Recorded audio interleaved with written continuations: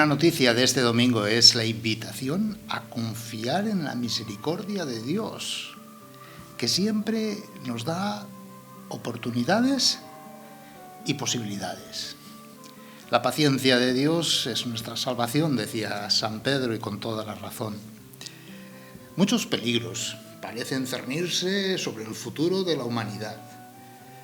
Guerras, confrontaciones, rearmes, divisiones, injusticias, corrupción, abusos y muchas incertidumbres se ciernen sobre los destinos y los proyectos personales.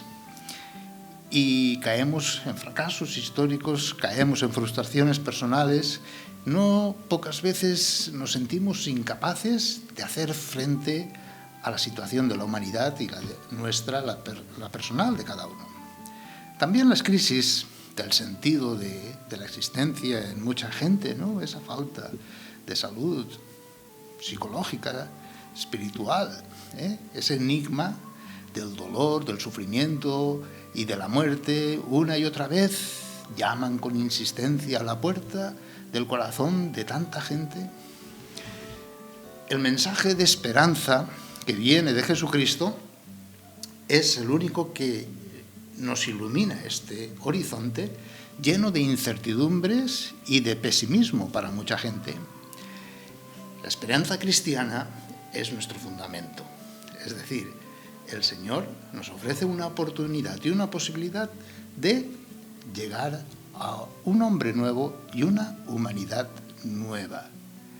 Esa esperanza nos sostiene, esa esperanza nos protege en el buen combate de la fe. Se alimenta sobre todo en la oración. La Iglesia nos invita a tomar un momento para reflexionar. ¿Acaso las desgracias naturales, las guerras, el terrorismo, la corrupción, las extorsiones, los secuestros, el ambiente de injusticia, violencia, que son causa de tanta desgracia, son castigo de Dios? Los que sufren tanto dolor y mueren, ¿es porque son más pecadores que nosotros?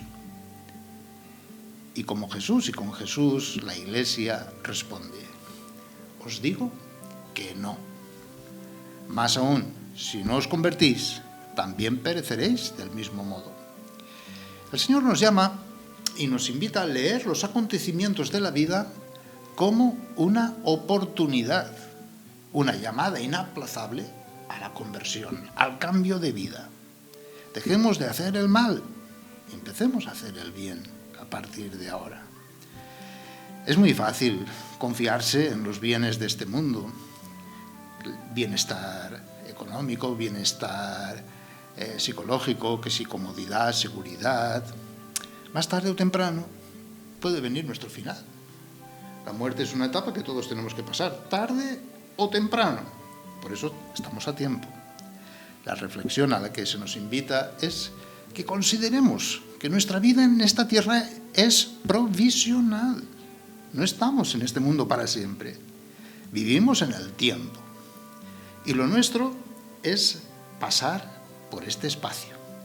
De tal modo que hemos de aprender en este tiempo y en este espacio a discernir lo que es esencial, invisible a los ojos, y la añadidura entre lo eterno y lo pasajero, y aprender a tomar decisiones y opciones en la vida. La conversión que nos surge no consiste en ser mejores, ni siquiera en una autorrealización psicológica, sino que se trata de un cambio de mentalidad, convertir nuestros criterios y tomar un solo principio orientador de nuestra vida: Cristo, porque todo otro principio es hasta la muerte, punto final y definitivo. En cambio, si nuestra esperanza es Cristo, va mucho más allá. Vida eterna, resurrección, verlo todo, juzgarlo todo y actuar como Jesús, desde Jesús y en Jesús, como Iglesia, desde la Iglesia y en la Iglesia, porque la Iglesia es la que lleva la esperanza. Recordemos que la conversión no es un acto, sino que es un estado.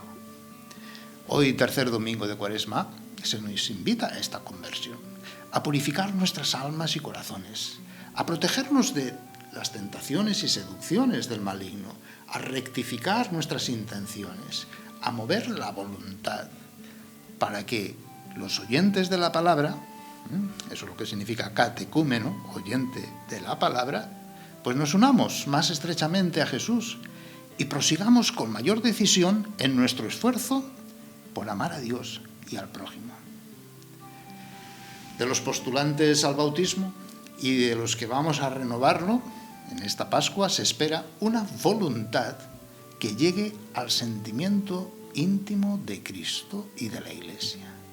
Muy en especial, el progreso en el sincero conocimiento de nosotros mismos, el examen serio de conciencia y la verdadera penitencia. La conversión no es una purificación de un estado pecaminoso, sino que se trata de comulgar con la voluntad de Dios. Un progreso, sí, en la vía de la ascesis, hemos de esforzarnos, pero también de la mística, dejarnos amar por Dios. Es volvernos cada vez más comprometidos con un único maestro, que es el que nos enseña todo, en cada momento, situación y circunstancia. Una decisión firme por vivir el discipulado. Se trata de pasar de una vida mediocremente buena, entre comillas, a otra vida encaminada a la perfección en la caridad. El Papa Benedicto XVI en varias ocasiones nos exhortaba a considerar la conversión auténtica y decía así: la respuesta que el Señor desea ardientemente de nosotros es, ante todo, que aceptemos su amor y nos dejemos atraer por él. Aceptar su amor. Esto no es suficiente, decía él. Hay que corresponder a ese amor y luego comprometerse a comunicarlo a los demás. Cristo me atrae hacia sí para unirse a mí, para que aprenda a amar a los hermanos con su mismo amor. Como nos señala San Pablo, el éxodo de la antigua alianza es un ejemplo para la existencia cristiana. Ciertamente la verdadera Pascua es la de Cristo. Es Jesús que hoy ve nuestra esclavitud al pecado, siente compasión, escucha nuestra sed de libertad e interviene, sacándonos de nosotros mismos, de nuestro egoísmo, y nos da la libertad para amar. Pero espera pacientemente nuestra conversión. En muy pocas ocasiones Jesús usa este tono que parece amenazante, duro, incómodo, pero no lo es. Toma como ejemplo dos acontecimientos que estaban en aquel entonces en boca de todos. El ajusticiamiento de Pilato, de aquellos pobres galileos, y el desplome, una desgracia natural, ¿no?, de la torre de Siloé. Y es que también se acercaron a Jesús para contarle que unos galileos habían sido objeto de una represión brutal dentro del templo, cuando iban a presentar su ofrenda, y fueron ejecutados por Pilato. Estos pensaban, como en aquel tiempo, que nada sucedía sin que fuera voluntad de Dios, y más o menos declaraban que murieron objeto de castigo de Dios, por ser pecadores. A este hecho comentado, Jesús añade los 18 muertos en el desplome de la torre de Siloé. Ante estas situaciones se nos invita a recapacitar sobre ello, a revelar el significado de la historia. Jesús declara que no se trata de un castigo de Dios. Los males que vienen sobre el hombre no siempre son castigo divino. Más todavía, Jesús saca una lección de ello. Son signo de la precariedad del hombre en este mundo. Son signo también de la maldad que nos rodea y amenaza por la culpa que entre todos vamos segregando. Signos que desde la fe nos conducen a sentirnos solidarios, también en la culpa que amontonamos cada uno personalmente con cada maldad que hacemos, y comprender también la gravedad del momento y las consecuencias del pecado personal de cada uno. Pero también nos enseña a leer los signos de los tiempos como oportunidades para cambiar, para la conversión, para el bien, ocasiones para purificar nuestra alma. En fin, Jesús usa de estos hechos para recordar a sus oyentes que es preciso convertirse para no perecer en nuestras culpas, para que si viene el mal, en cualquier momento puede venir, sirva para nuestra salvación, que no para nuestra condenación. Jesús advierte de la brevedad de nuestra historia. La vida del hombre es breve y puede verse amenazada de improviso. Jesús nos descubre en definitiva nuestra condición de pecadores y nos reclama y exige la conversión urgente. Exige una respuesta inmediata, radical. No basta reconocer a Dios, ser buenos judíos. Hay que liberarse del mal y del pecado para así abrirnos a la misma vida de Dios. La llamada a la conversión, escuchar su palabra, ser discípulos de Jesús. Esta llamada puede ser hoy, aquí, ahora definitiva, pues nadie sabe cuándo llegará el fin de su vida. El Señor advierte que no podemos dejar la conversión para más tarde o recibir esta llamada con indiferencia. Para eso es el tiempo cuaresmal. Igual de radical es la llamada a la conversión como la proclamación de la paciencia misericordiosa de Dios ante la pereza humana. La paciencia de Dios coincide con nuestra esperanza. La paciencia de Dios es nuestra salvación.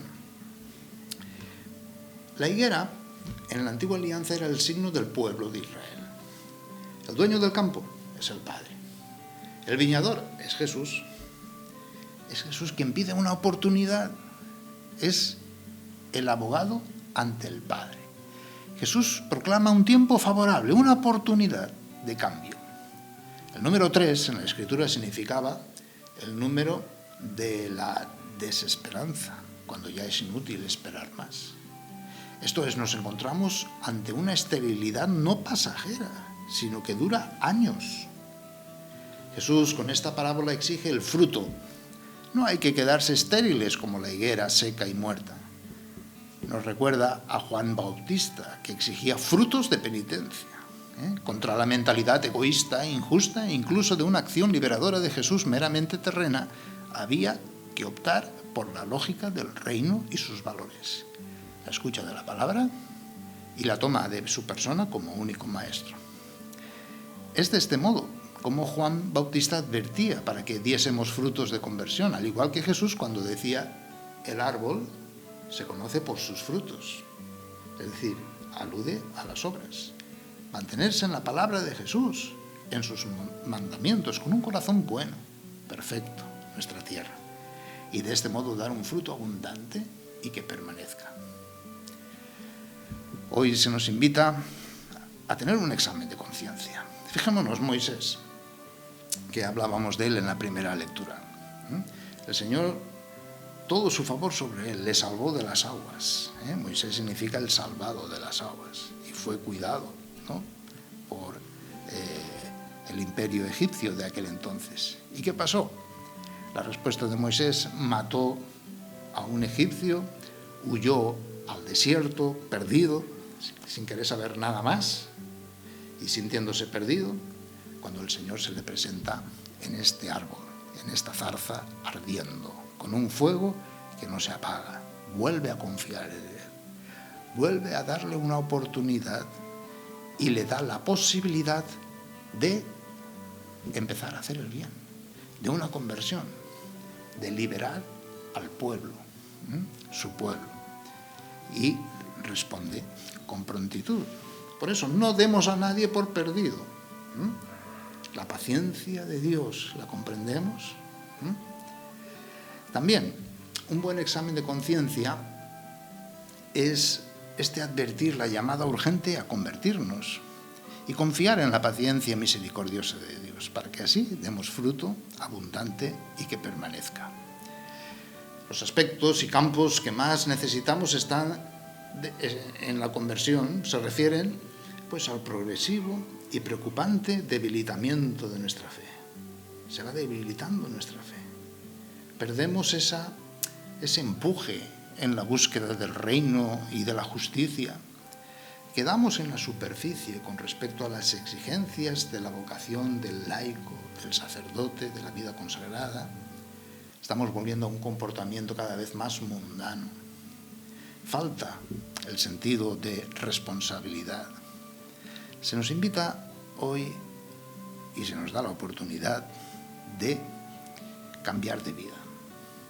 Empecemos o sigamos escuchando la palabra, desapegándonos de los bienes de este mundo, dediquémonos a la oración, en especial la del Padre Nuestro. Ahí se nos dice cuál es el proyecto de nuestra vida y qué tenemos que hacer.